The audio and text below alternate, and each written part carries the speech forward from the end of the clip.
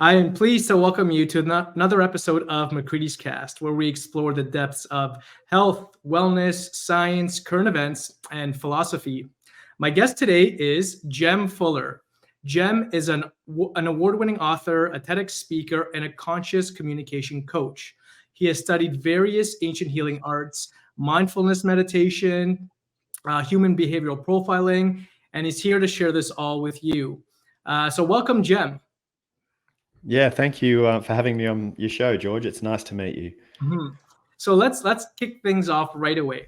So Jem, what kind of inspired you to start on this journey and share, your gift with the world? And what exactly is a conscious communication coach? Uh, what inspired me to start this journey? I guess there's steps along the way that inspired next steps, and then you turn around. I'm 52, and you turn around at the age of 52 and go, "Wow, how did I end up here?" you know. But some of the steps that stand out. I remember when I was last employed by an organization and I was working in a senior leadership role, and we had engaged an external coach to come in and run a couple of days of high level leadership training. And this guy was a human behavioral expert, and he was like a magician to me. He just absolutely blew my mind. He came in to run this 2 days workshop with, half a dozen of us senior leaders. And within an hour of being in the room with us, he had us all pretty pegged. He went around the room and shared with us, kind of mirrored back to us our behavioral tendencies, the way we made decisions, our strengths and weaknesses, all this kind of stuff that he had just understood from us by being in the room with us for an hour. And I just thought it was wonderful and magic. And then a lot of the stuff he was sharing was around positive psychology and functional ways of thinking and being and behaving and getting results. And I loved it all. And on a lunch break, I said to him, "What do you do for a job? What do you do?" And he said, this is what I do. I teach this stuff and I coach leaders one-to-one. And that's when I was inspired and decided that that's what I wanted to do too. So then jumped forward some points in time and lost my corporate job. Actually had the traditional midlife crisis, which for me was a midlife awakening. I lost my job, lost my marriage, lost my house, and had the opportunity to start again. I still had my two sons at the time who were, quite a fair bit younger then. This was 11 or 12 years ago. But then had the opportunity to really, re-identify and have a look at how I could create a way to earn money that was completely values aligned for me. So how can I add value to the lives of others, which means I'm going to be able to earn money doing it and be completely within my integrity and live to my values. And that's what I set up with my coaching practice. About 11 years ago, I started. And the coaching clients pretty quickly became leadership clients because that was my background. And then through the years of coaching people, I realized that communication is a fundamental piece of our ability to be effective in pretty much everything that we do. In our relationships, in the manifestation of any ideas that we have and creating that into reality. And also poor communication is quite often the primary stumbling block in relationship, whether it's a leader in a team or whether it's a couple or whether it's across departments within an organization or more broadly across the divide of different ideas. So someone who is pro-vax and someone who's anti-vax, or someone who's pro-life and someone who's pro-choice, the impasse really is in their inability to be able to communicate more consciously with each other. And so it became pretty apparent to me that communication is really important for us. And then during the pandemic, lots of time at home, locked up, and I thought, well, maybe now is the time to write my first book. I always knew I would write books, but that was the time to write the first one. And I started writing a book on conscious communication, which I can explain to you in a sec. But I started writing the book more just broadly. And then I engaged a book writing mentor, and she said to me, "Jem, I think you need to pick an audience and write more specifically for an audience. And I think this book would be really wonderful for men." And so I agreed with her and wrote the first of the series of books, and I wrote the first book for men. So that's how The Art of Conscious Communication for Thoughtful Men came about. Okay. And what is a conscious communication coach? Okay, so let's break that down into definitions. Right? Sure. Well, we know what a coach is. Mhm. A coach is someone who helps people expand into their potential, we could say. Right. So if I'm coaching someone, I'm curious around what questions can I ask them? What how can I be a catalyst for them to see things, to perceive things, to be aware of themselves and their place in life in ways they haven't before. Right? So therefore, they're going to be expanding into their potential. That's what a coach. That's how I see a coach. Mhm. Um, Conscious communication. So communication is really when we take the word communication back to its origins um, in ancient Greek, then you come back to communicare, which was the verb, which is to make common, and communicatio, which is the noun, which is a sharing. So communication is not a telling. Communication, really, at the essence of it, is that when we can come to some common understanding of something, when one of us can share something with the other and it becomes understood. So that's communication. And then conscious, the more conscious we are of anything, the more aware we are of it. So the more conscious, the more aware. So I've just been curious about how can we be more aware in the process of being in communication with each other. How can we be more aware, which means more conscious of the communication itself, Mhm. i.e., what might be the purpose of this communication, to be more aware of my own state. So when am I getting in the way of the communication? When is my ego or my need to defend my ideas or my need to defend my politic, or when is that getting in the way of understanding? And also to be more conscious of the other person or people that I'm in communication with, which brings in this dedication to improving our ability to listen and to be really curious.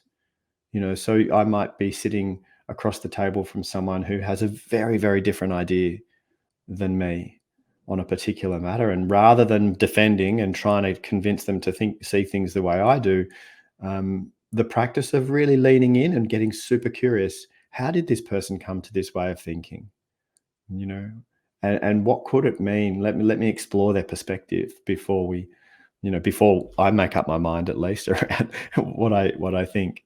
So this is being more conscious in communication, and a conscious communication coach. It's funny. Look, for a long time, people say, "What do you do?" And I say, "Leadership coach." So I've been known as a leadership coach. And just in the last few years, I think it's more than that. It's more specific than that. It is conscious communication coach, because essentially what I'm doing when I'm working with my clients is helping them communicate more consciously. So yeah. Would you say, if we kind of just break that down a bit, communication that is, and if we compare that to a relationship, whether that be a romantic partner, friend, family member, etc., can one argue that communication is the single most important thing to a successful relationship? Yeah, I can argue that. And let me yeah, hear your I, thoughts. yeah, I couldn't agree more. I really do believe that. I really, really believe that. And quite often I see my partner and I also run retreats together. We run retreats in the Himalaya in India and in Bali and here in Australia. We've also run relationship retreats as well. And we've both noticed that so often two people that are in love and they love each other, but they're struggling in the relationship only because of miscommunication. You know, you look at the love languages, for example, Gary Chapman's books on the five love languages, and you might have one person whose love language is quality time, and another person whose love language is words of affirmation. And so the person who can only speak in their love language, and they're not even aware of the love languages, they don't even realize, they haven't read the books, right? And so they're telling their partner all the time, "I love you, I love you, I love you." But they're not spending any quality time with their partner. So their partner doesn't feel loved because they're speaking Chinese and the other person's speaking French. That's miscommunication, just not understanding. And that's one of many, many layers of communication as well. There's so much else going on with that, understanding our ego, understanding our sense of identity and how that can get in the way. But the flip side of it is that as we gently, and it takes two people to do it. It's really hard if only one person in the relationship is committed to this practice. But as we together dedicate time to learning how to communicate more effectively, learning how to listen more open-mindedly, learning how to come from a place of ownership of my feelings rather than externalizing and blaming and saying, you make me feel like this, to be able to say, hey, when you insert here whatever it is the person does or doesn't do, then I feel this. And I know that I get triggered because of my past. I know I get triggered because of my association to what's going on around me, but I just wanted to share with you my triggers because I love you and I want us both to continue to understand each other more and more deeply. So I'm going to communicate this with you, but I'm owning it rather than blaming you for it. Little things like that. But yes, I mean, I think it really is. And if you can make that, if any couple could make that the one dedication that they wanted to commit to as a couple, to continue to develop one aspect of their relationship for the rest of their lives together, if it was communication, I think you'd do quite well. Mm-hmm. Yeah, I love the examples you provided, especially the five love languages by Gary Chapman. Just knowing your partner's love language and how they receive love is so vital to the Yeah. success of that relationship, right? Because as you mentioned, if you can be spending quality time, but if that person's love language is words of affirmation, in Yeah. your eyes, you might be thinking that you are fulfilling them, but their love tank is empty. Yeah, yeah, yeah. It's so true. It's been a game changer for me and my partner in this relationship because we know this stuff. And in my past marriage, and also for her in her past marriage, we didn't know this stuff. And if you don't know what you don't know, but it's game changing. So my partner, her number one love language is acts of service. So if she wants me to feel loved, she'll do something for me. Although she knows my love languages now and she's becoming fluent in my love languages so that she knows that to communicate in that way. But for me, if I want her to feel loved, I mean, my top two love languages are physical touch and words of affirmation. But I know her love language is acts of service. So if I want to fill her love tank, I'll just look for something to do for her. Right? If I can see anything that I can do as an act of service for her, I'll do it. And while I'm doing it, the thing that I'm doing, whether it be vacuuming the floors or cleaning the kitchen or running some errands or something, the particular thing on its own in the past would have been a drag. It would have been like, oh, really? I have to go vacuum floors. I don't enjoy vacuuming floors.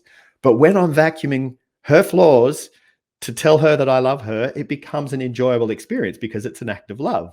So I'm kind of dancing around the house going, I love you, I love you, I love you, while I'm doing that thing for her, right? So it even changes the experience of doing the thing when you're consciously doing it as a communication of I love you. Yeah. Mhm. Yeah.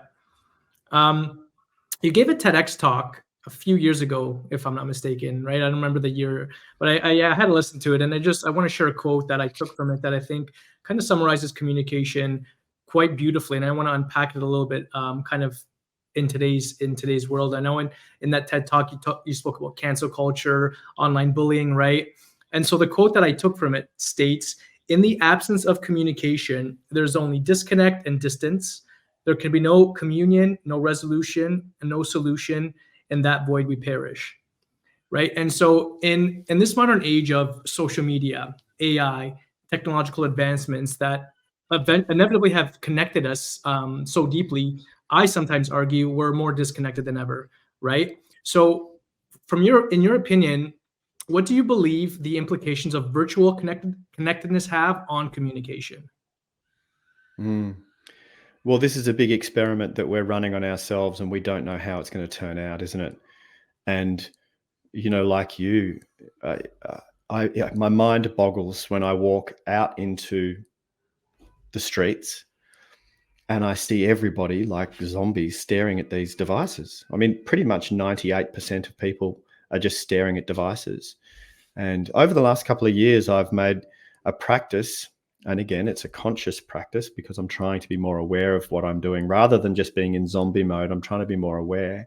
and noticing when you have a few minutes that you're not engaged in actually doing something else, i.e., you're standing in the queue at the supermarket, or you are waiting for a taxi, or you're waiting for a friend at a restaurant, and you have 5 minutes to sit and wait. To be aware that the impulse is to reach for that phone and go straight to it. That's the impulse. And to resist that impulse and just to leave the phone face down on the table and just sit there. Just sit there for 10 minutes, you know, because we used to. I mean, you remember it, I'm sure I certainly remember it, the time before smartphones, right? We used to just sit there. Um, but anyway, so it is interesting to see, us as a species. And it's not just in the West. I spent a lot of time in the Himalayan mountains in India, and this phenomenon has gone everywhere. Oh, I remember first time I went back to the Himalaya in a long time. I hadn't been there for a long time, but I went back to the village that I lived in back in the 90s with this particular family who adopted me, and they're my family over there. And I said to my brother, he's a trekking guide as well, and I said, let's go for a walk, just the two of us. So we got a tent and some food, and we went walking for some days, remote. And we got up really, really high, and we got to this shepherd family. So there was the dad and the mum and a little baby, and they were tending to their sheep in the summer pastures, but very, very remote, way up high. And I remember thinking, isn't it lovely that some things are just the same? They're still wearing the same clothes they wore 20 years ago. They're still sitting up here, cooking on a fire, tending to their sheep. And as I was having this romantic, everything's the same, I hear, and the mum, like tribal woman, like from a village that's like straight out of National Geographic documentary, and she reaches into her swaddled clothes and pulls out this mobile phone, and she's like, "Hanji," talking away. Right? Anyway, so I found that kind of interesting. But back to your question around how do I think this is affecting us, and it certainly is affecting our communication. It is creating a sense of isolation because most of our communications through staring at this screen. It's creating this virtual reality that is not reality because your Instagram feed is not showing all the ups and downs of your day.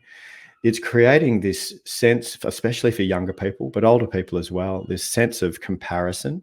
We're constantly comparing yourself to other people, and not just people in your village like it used to be, people globally. It's also putting in front of our young people graphic footage of the horrors of the world. I never had that as a kid. We had some mainstream news, if you watched the mainstream news, which I haven't for a long, long time. But I didn't have at my fingertips, the horror of what's going on in every corner of the world. So that's something as well. But in terms of our communication, I think because behind the safety of a device and the distance of being remote to the person that you are quote unquote communicating with, then people are much more happy to be abusive, much more happy to be horrible, and cancel, to try and cancel people, etc. It seems like it's easier for people to be more vitriolic, if you know what I mean. And so that's a shame. It's like road rage. When someone's in a car and then a different car cuts them off or something, the road rage is instant, and it's abusive and horrible because you're inside a metal container and you're not actually dealing with that person. They're just an anonymous person 4 cars further up the road than you, and you're just kind of shouting at them in your car. So it's removed. Whereas if you were sitting next to someone, or if someone pushed into the line in the bank, say, most people, not everyone, but most people are less likely to react as aggressively and horribly as they do in their car, because the car is a sense of being removed. And so online, it's a sense of being removed, and it's a shame. And the other thing too then comes into it is the algorithmic putting what it wants to put in front of us for clickbait and attention time and that whole economy of trying to get our attention. And so it amplifies the human behaviors that I don't think are actually prevalent. I don't think most people are nasty, horrible people. I think most people are actually nice. Mhm. But in this virtual world, this social media world, it amplifies the horrible stuff because that's what gets people's attention, and they go, oh no, that's horrible.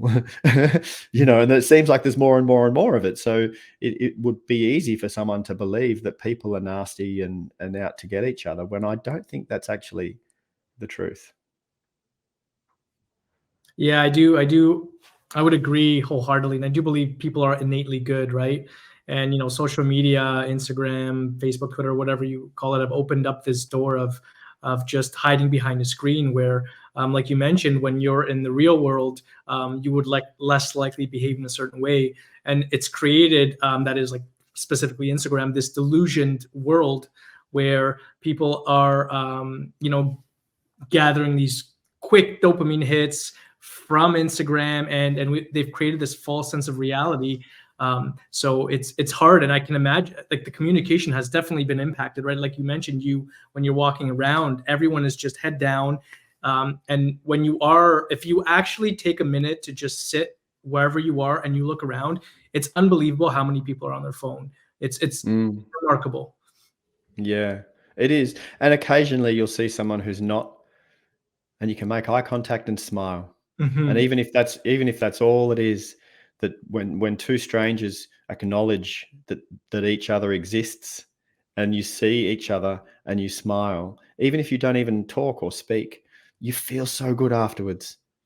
And there's been a lot of study um, to give us evidence around the health benefits of connecting with people in general, and especially connecting with someone you don't know, in an amicable, lovely way. And it's really good for us to do that. And it's not happening anywhere near as much as it used to. Where we live by Bells Beach, which is a famous surfing beach down here in Victoria. And there's a track along the cliff top by the ocean. And I walk and run this track regularly. And I make a point of saying hello, acknowledging, saying hello and smiling, eye contact with every single person that I walk past. And I tell you now, George, 98% of them respond positively. 98% of them smile and wave back and say hi. And even so there was some study, I can't remember where this study came, which university it came out of, but the study was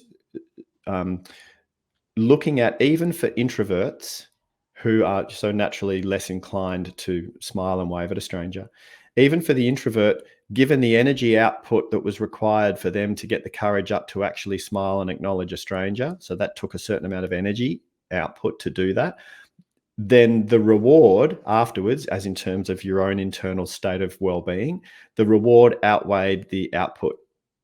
So after greeting and saying hi to a stranger and saying have a nice day and connecting and then continuing, they would feel even better than they did before the situation.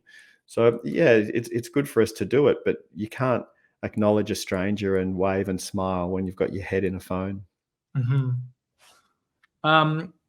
I do want to shift gears a little bit. I want to talk a Mm. bit about men's mental health. It's something that, I'm super passionate about. A lot of the patients that I see in my practice, kind of fit this mold. And I know you wrote a book that I guess highlights a lot of this, and perhaps we'll touch a little bit about that later on in the episode. But I want to ask you, from a male's perspective, again, generally speaking, why do you feel that men are so reluctant to communicate effectively?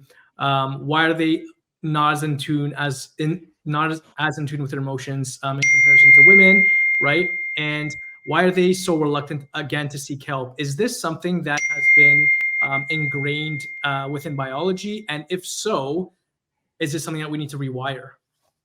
Mm.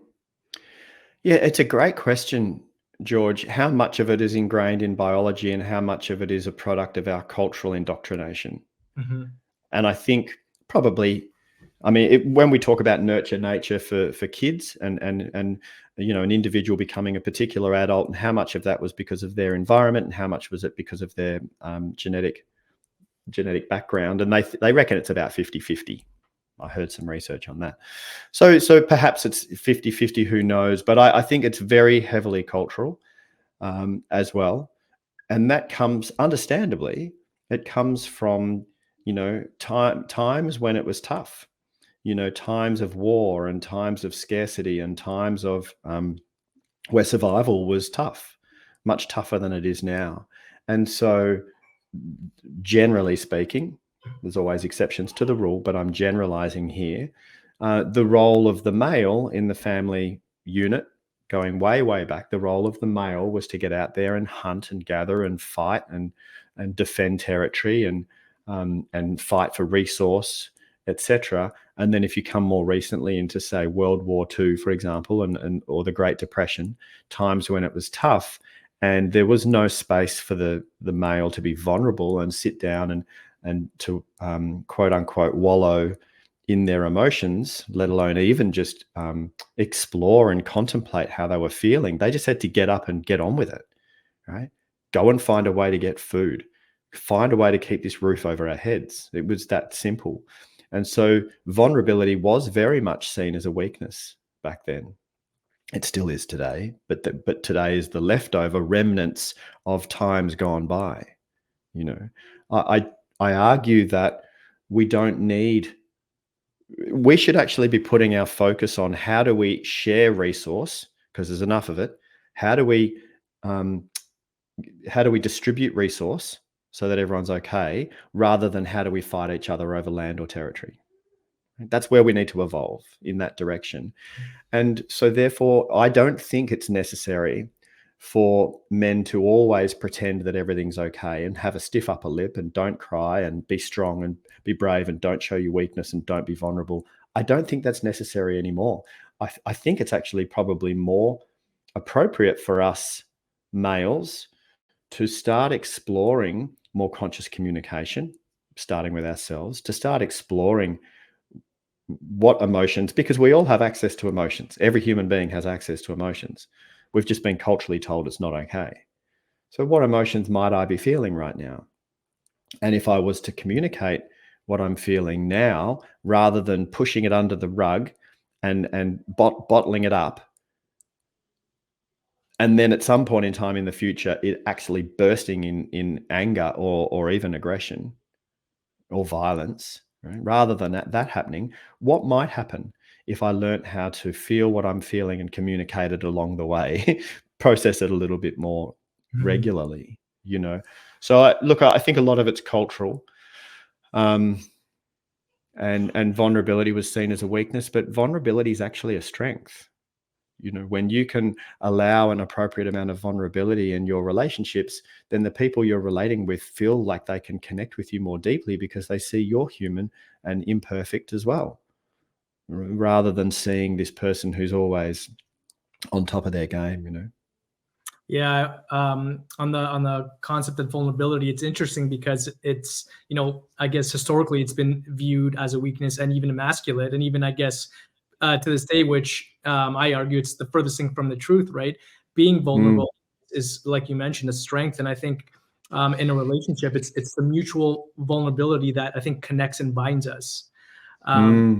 So what tips, some practical tips could you give out there to men listening that perhaps would lead them to increase resiliency, tenacity and fortitude in the concept, in the lens from like a mental health perspective?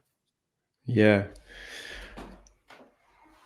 I think it would be a great thing to do. It's certainly been very helpful for me to create a practice. And if it's not daily, that it's at least a few times a week, to create a practice of dedicating some time for two things.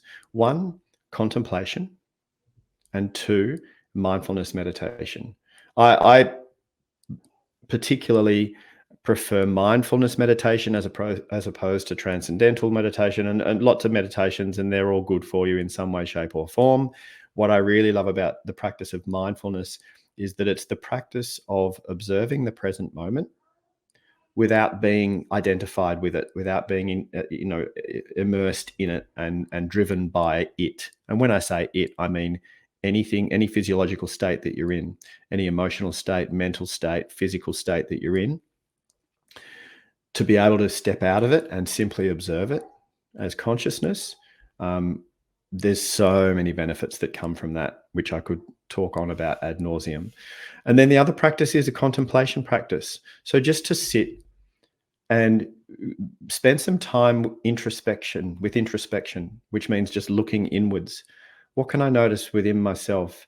Is there some kind of mood? Am I in some sort of mood? Am I feeling good or happy, or am I feeling stressed, or am I feeling worried? Are my thoughts looping on a particular thing, or am I feeling something in my body that I'm not sure what it is? And if I could give it a name, what might that be? Could it be frustration? Could it be resentment? Could it be? So just start to explore putting some language to your internal world, and if you decide to actually start this practice and say, do you know what? 3 times a week, I'm going to meditate. And on a Sunday afternoon between 2 and 2:30, roughly in the middle of the afternoon, I'm going to sit on my own under the tree in the garden and just spend some time, contemplating. If you decide to do this practice, communicate that to your partner and your kids. Communicate it to them. Say, hey guys, I want to get better at being me, right? I want to understand myself better so I can be a better husband, so I can be a better father. So I've decided that I'm going to, 3 times a week, I'm going to sit and meditate in the morning for 5 minutes. And on a Sunday afternoon, I'm just going to go and sit under the tree and just spend some time exploring my emotional world, exploring my internal world, because I want to be a better father and husband. To explain that to them. Mm-hmm. And then over the years, you watch what happens with your kids.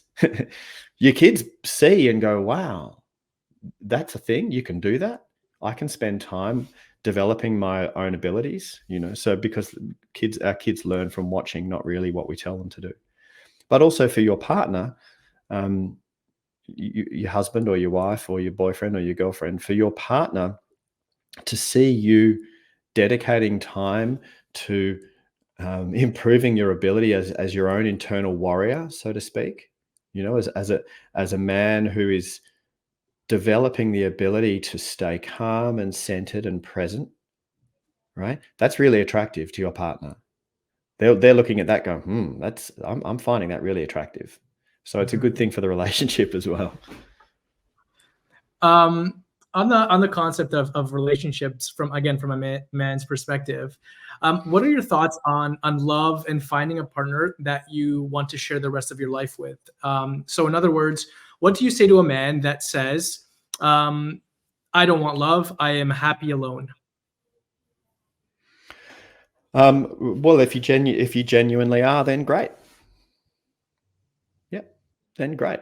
And spend some time. If you haven't, if that man who says, I'm happy on my own, I don't want a partner, if they have spent time in contemplation, being completely honest with themselves, and they genuinely come to a place after contemplation and meditation, and they go, actually, no, I am complete just as me, and I don't want a partner, then great, don't have a partner.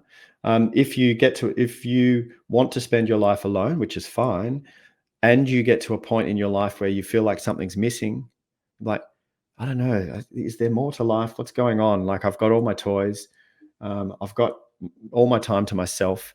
I get to travel the world. I get to hang out with my mates. I get to go skiing. I get to go surfing. I've got everything I could want on that hedonistic level. I still feel a bit empty. Then my advice would be, find a way to contribute. Okay, so if you don't want a partner, that's fine, but find a way to contribute to the lives of others, and not for any gain for yourself, purely to contribute. Find a way to do some good for the world, and you'll start to have a sense of meaning or purpose or fulfillment in your life. Right? That would be my advice to them. But quite often, and I've got friends who are still single at my age for whatever reason, and have said to me, actually, do you know what? I'm happier alone. And I know that's not their truth. I can see the sadness in their eyes. And when they really allow themselves some vulnerability and they sit with me one-to-one and they say, Jem, that's a lie. I'm not happy on my own. I wish I had a companion. I wish I had a partner. So I think it's pretty inbuilt. It's pretty inbuilt with us as a species to want a partner. Yeah, yeah, I would agree with everything you said, because there's definitely, I think, individuals that perhaps can be content alone, but have they gone through the journey of personal healing and, as you mentioned, contemplation, because perhaps through there they might find that yes, they are generally happier alone, or there might be something missing, evident through their journey of personal growth. Yeah. If we compare the confident man, right, to the egotistical jerk, right? We're comparing two different types of people, right? In your opinion, these two people, as a young boy, right, how does one become the confident man, right, versus the egotistical jerk, and what does communication have to do with this all? I think one of the primary differences between these two people, the confident man, and I might even add in there an adjective, the quietly confident man, Sure. to the egotistical jerk. The difference between the two of them is internal honesty and then external honesty or dishonesty. So someone who's the egotistical jerk, they're trying to be better than they think they are, or they're trying to convince people that they are faster or smarter or better looking or more successful. They're trying to convince themselves and the outside world that they're better than they think they are. And then you can have the flip side of that racket, which is the people who have an inferiority complex. So the egotistical jerk has the superiority complex, and then the people who have an inferiority complex, and they're still being dishonest because they're saying, oh no, I'm terrible at that, I'm no good at that, I'll never be successful, I can't, I'm not good enough, blah blah blah, which is also being dishonest. I think the confidence that we would hope to have and move more and more into as we grow older, that confidence comes from radical honesty. I know what I know, and I don't know what I don't know. I've had as much experience as I've had, and I haven't had the experience I haven't had yet. I haven't had it yet. Come and see me in 10 years' time, and that'll be different. But right now, I'm not smarter than I am. I'm not wiser than I am. I'm not faster. I'm not better looking. I'm exactly who I'm supposed to be right now. And from that honesty and that integrity, you can be confident. I think when I talk with clients about confidence, there's a few factors that play into it. One is that radical honesty, not trying to be more or less than you actually are. So if you're in a situation and you feel, oh no, I'm not very confident in this situation, perhaps you're feeling unconfident because you're in a room of people that know stuff that you don't know, and you feel like you should know what they know. So therefore you're feeling unconfident because you're like, I don't know as much as these people. But if you come to reality and go, hang on, I shouldn't know as much as them right now because I don't. and I should be in this room with these people because here I am. And I should just be me. Right? So there's that honesty, acceptance piece. And then there's intention. Intention's important. If your intention is good, like if your intention is pure in any moment, my intention is good. I'm actually coming from a place of love right now, and I'm going to be honest about who I am, then we can start to feel confident about any situation we're in. And then the last piece that I put in there is effort. So if you're giving it your best shot, you're not kind of just kicking back and going, oh, I'm not really going to try right now. If you're giving it your earnest best shot and your intention is good and you're being honest about your abilities, then there's your confidence, right? And you don't need to shout it out to the world. You don't need to try and prove anything to anyone. You just need to be you in that moment. Mm-hmm. Yeah, I just want to highlight one thing that kind of stood out with rather when you mentioned the intention and leading with love, because I firmly believe if the intention, as you mentioned, is pure and you're always leading with love, you can never do wrong.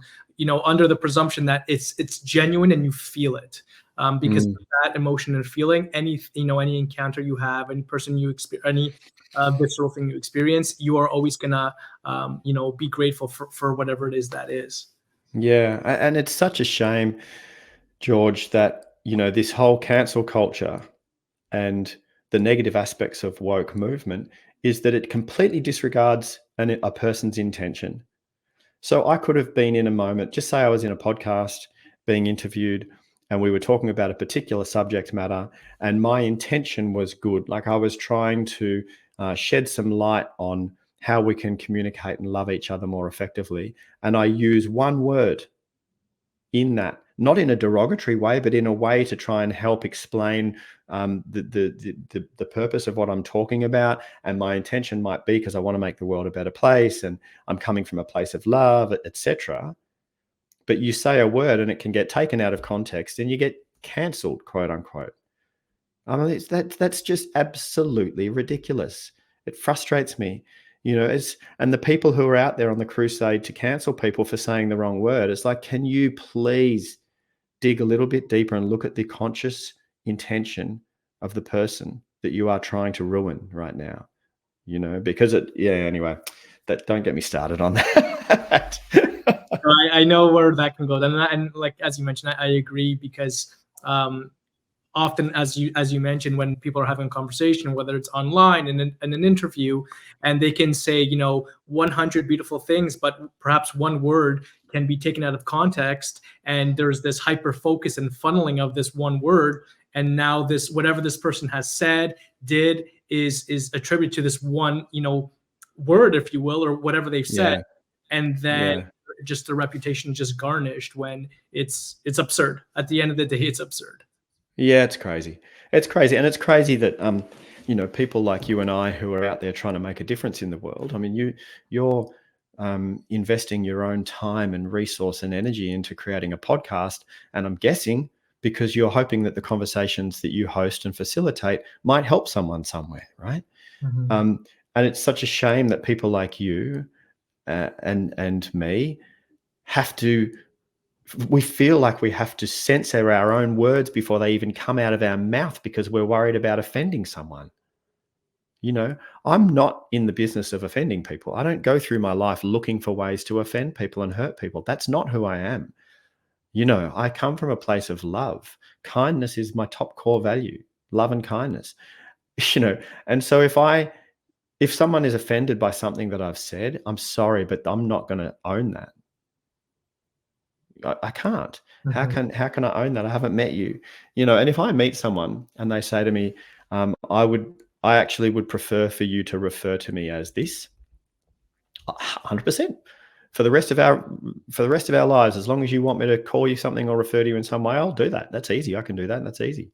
But if I haven't met you, don't try and tell me what to say or do or think or how to express myself. I have to just trust that if I'm coming from a place of love and I'm a good person and I'm trying my best, that's okay. Mm-hmm. Yeah. I do want to spend a few minutes talking a little bit about your book before I ask you kind of one last question to round up the discussion. So your book, The Art of Conscious Communication, what was the title, if you will? Yeah, it is. The Art of Conscious Communication for Thoughtful Men is the first one. And there's a series coming. So shout out to my publisher in Miami and Florida, Mango Publishing. Thank you so much for picking me up and signing me as an author to your label. I'm endlessly grateful. So Mango are re-editing. They've asked me for permission to Americanize the spelling in the book. So look, they are republishing that first book, The Art of Conscious Communication for Thoughtful Men.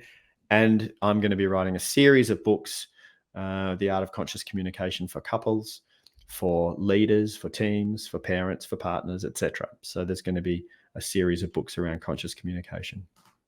So if you can kind of briefly summarize what someone can expect from picking up that book and kind of going through it, what would that look like? It'll be an easy and engaging read. That's all the feedback I've had. This book's been out for a couple of years now. And so the people around the world that have been reading it, including the chief editor from Mango, who just gave me the feedback on the edit, is that it's a very engaging and easy read. So I share a lot of my own personal stories in there. And I've lived, shall we say, somewhat of a colorful life around the world. So there's some interesting stories in there. And then practical applications. all with a view to improving your ability to communicate. So there's the story, and then there's some concepts, some models, and then some practical applications. So what do I actually go and do now to improve my communication, and therefore improve my ability to be effective in every aspect of my life? So that's what you can expect. Yeah, it's not overly long or heavy, theoretically heavy. It's an easy, kind of lighter read, but there's some good content in there that can change the way you communicate. Okay. And one last question, in the interest of time, to kind of round up this amazing discussion that we've had thus far. What would you say are the top 3 things to tell someone in order to be an effective, empathetic communicator who seeks to understand? Do the work on yourself, as well as doing at the same time. It doesn't need to be just go and hide in a cave for 10 years and figure yourself out, and then you can go out into the big wide world. But start doing the work on yourself. And the work specifically I'm talking about is a self-acceptance, self-okayness. Get okay with you being you, right? Which does mean letting go of trauma from the past. It does mean ironing out the creases of your past, because your relationship with self is really your relationship with your memories of the past. But just spend some time becoming okay with you, right? And the reason why is because the more okay you are with yourself, the less you get in the way of the effectiveness of the communication when you're with someone else, right? When you're not okay with yourself, there's a lot of internal chatter. You're queuing up to speak and defend your point of view, or you're questioning yourself and you're going, oh no, this person knows more than me. Or when you're so in your own head because you've got all your unresolved stuff, it's very hard for you to be present and curious about the other person. So do the work on self-okayness. Practice open-mindedness. Practice open-mindedness. And that can look like when you're scrolling through social media and you see an inflammatory post and your immediate reaction is, oh no, like whatever your immediate defensive, a kind of internally aggressive reaction to that thing is, pause, take a breath, notice your reaction. Just go, oh, wow, I reacted immediately just then with an idea on how I think it should be. Pause, and then open yourself, ask yourself, how could I look at this in a different way? What other perspectives are available to me in regards to this thing that I've just seen? So this is practicing open-mindedness. And then the third thing that I would suggest to cultivate is, like you said, George, I would just suggest to cultivate your ability to listen.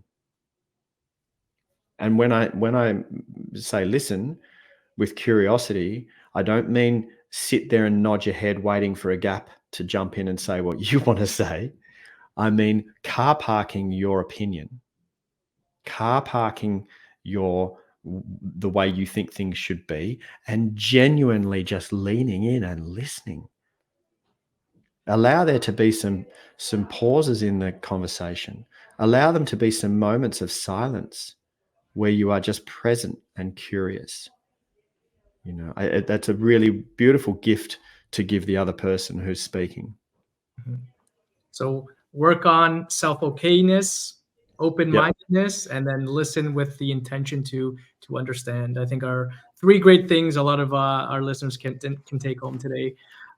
Jen, the conversation has been amazing.